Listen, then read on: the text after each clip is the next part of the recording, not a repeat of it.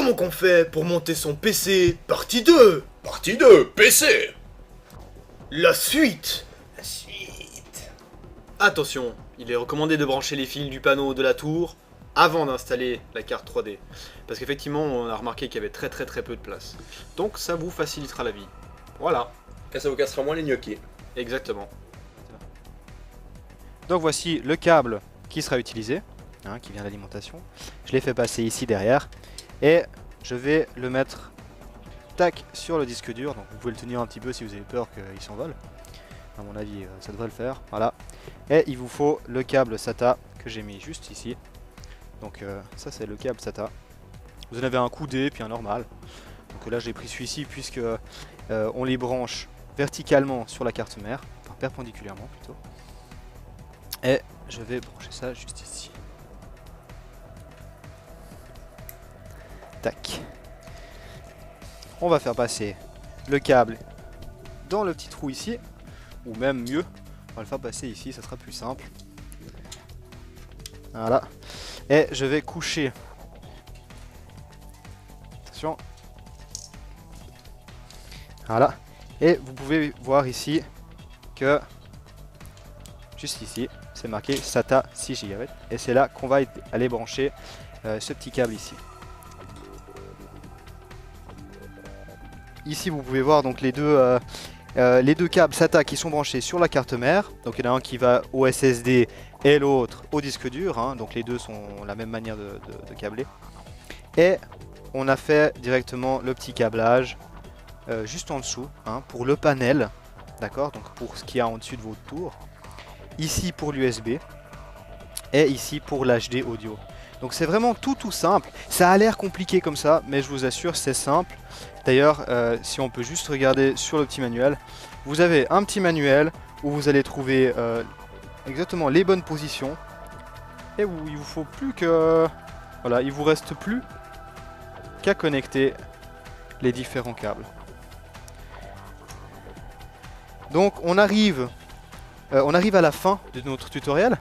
Et on va faire un petit peu de cable management, c'est-à-dire qu'on va mettre les câbles dans des endroits où ils ne gêneront pas ni le flux d'air, ni bien sûr l'esthétique du boîtier.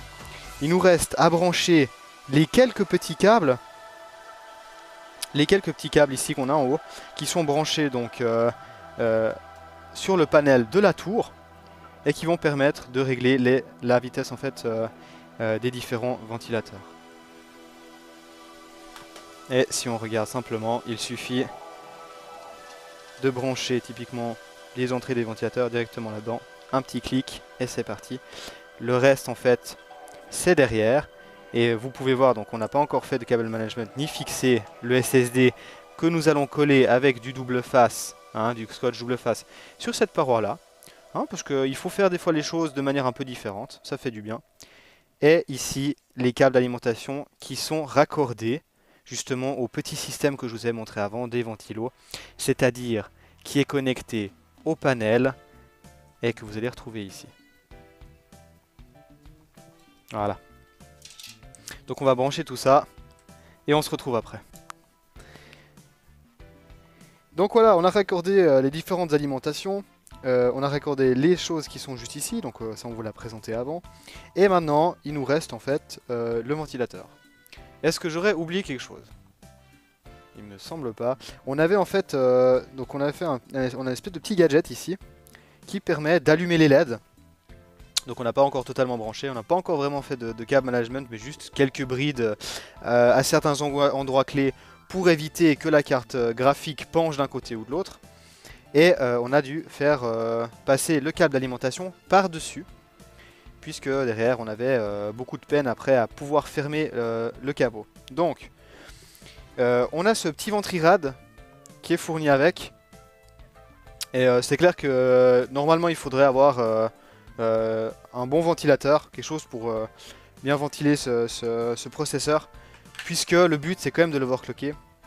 Et pour l'instant, comme phase voilà, préalable à tout ça, on va brancher le petit d'Intel. Donc c'est tout simple, il vous suffit de le mettre sur la carte et d'appuyer ici. Et il y aura un espèce de petit clic. Et vous évitez de toucher la pâte thermique dessous, forcément. Hein. Et si jamais il vous arrivait de l'enlever, donc de changer de ventilateur, vous pouvez prendre un petit chiffon avec un petit peu d'alcool à brûler et enlever les résidus avant d'appliquer la nouvelle pâte. Donc voilà, je vais vite le mettre. Donc vous pouvez faire ça correctement, c'est-à-dire en sortant le câble et puis en le mettant à un endroit qui permettra d'éviter qu'il aille trifouiller dans les composants. Ou le mettre à l'arrache. Mais on va éviter ça. Donc je vais le poser comme ça. Et vous pouvez voir en fait qu'il y a ici les trous qui sont faits pour le 1150, pardon. Le 1150, ouais, 1155, pardon. Le 1155. Et si jamais vous avez un ancien ventilo, vous pouvez aussi le mettre. Donc, tac, je le mets dessus. Je vise un petit peu. Donc vraiment rien de dur. Et je pèse. Et vous entendez peut-être les clics. Je sais pas, je vais rapprocher le micro. Voilà, c'est des petits clics. Il faut oser peser un tout petit peu, pas trop. Voilà. Et vous tournez, quand vous avez entendu le clic, vous tournez ici ce petit, comment on pourrait appeler ça, ce petit truc avec la flèche dessus. Ce petit truc avec la flèche dessus, vous le tournez, voilà. Comme ça, vous verrouillez les petits pignons derrière. Tchac, le dernier. Et il vous restera plus qu'à brancher donc cette fiche ici, qui va aller dans le CPU fan qui se trouve juste ici sur cette carte mère.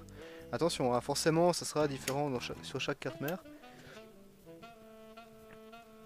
Voilà, tac. Et voilà. Donc ici on a le PC qui est complètement monté, qui est terminé. Il ne me reste plus qu'à faire du câble management. Éviter, hein, puisque vous voyez ici que c'est une carte graphique qui va quand même avoir besoin d'air. Donc si on met les câbles très très près, elle va pas pouvoir se ventiler facilement. Et forcément mettre le câble et la brancher. On va vous montrer ça dans quelques minutes. Donc pour le récapitulatif, on a la phase numéro 1 de préparation, c'est-à-dire que vous allez déballer vos composants, vous allez faire un petit peu de place sur une table, la nettoyer aussi par hasard si elle est dégueulasse. Vous allez donc prendre les outils que vous avez besoin, vous n'avez pas besoin de beaucoup, il vous faut un tournevis et il vous faut une mise à terre, ça c'est vraiment le B à bas. Et vous allez pouvoir mettre vos composants que vous allez commencer à assembler. Donc là, les premiers composants à assembler, c'est donc le CPU et la RAM, donc le processeur et les 2 barrettes de RAM. Sur la carte mère. Sur la carte mère, bien sûr. Toujours en étant connecté à la terre pour éviter toute décharge qui pourrait être certainement vraiment très fatale. Nuire même. Nuire même, voilà, à vos composants. Ensuite, il y a donc la mise en place de la carte mère dans la tour. Donc vous allez pouvoir mettre les petites vis là, hein, la visser dedans. Mettre l'alimentation. Donc mettre l'alimentation c'est tout simple, hein, vous avez simplement besoin de la mettre dans le boîtier et il y a aussi une ou deux vis.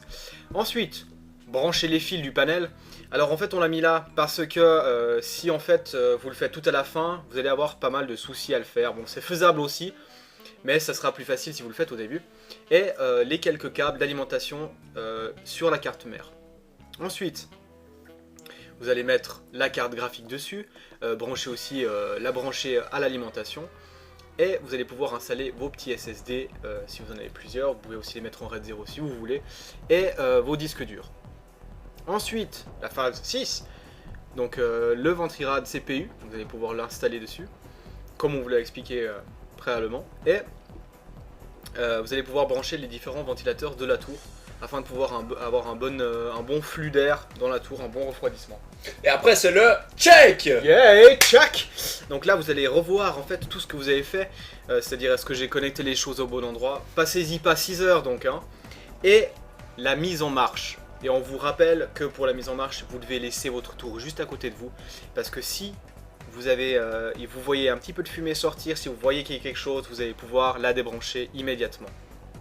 Merci. De rien. Salut à tous, ici Gigus, Fly et Endless.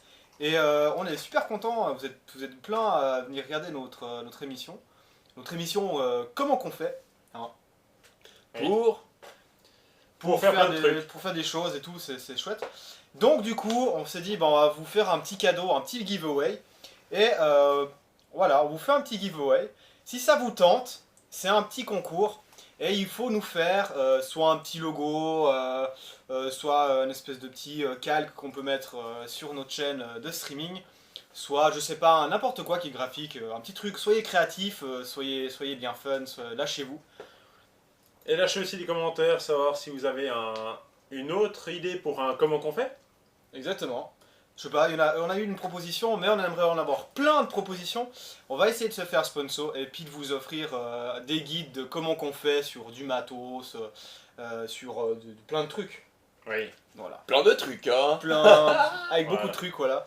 Et puis, Gigus aime les trucs. Gigus aime énormément les trucs. Donc si vous aimez les trucs aussi, il faut appeler directement Gigus. Son numéro, le 06. Donc voilà. Alors, on vous fait coucou, on vous fait bye bye, et puis à la prochaine. À bientôt. Au revoir. Ciao.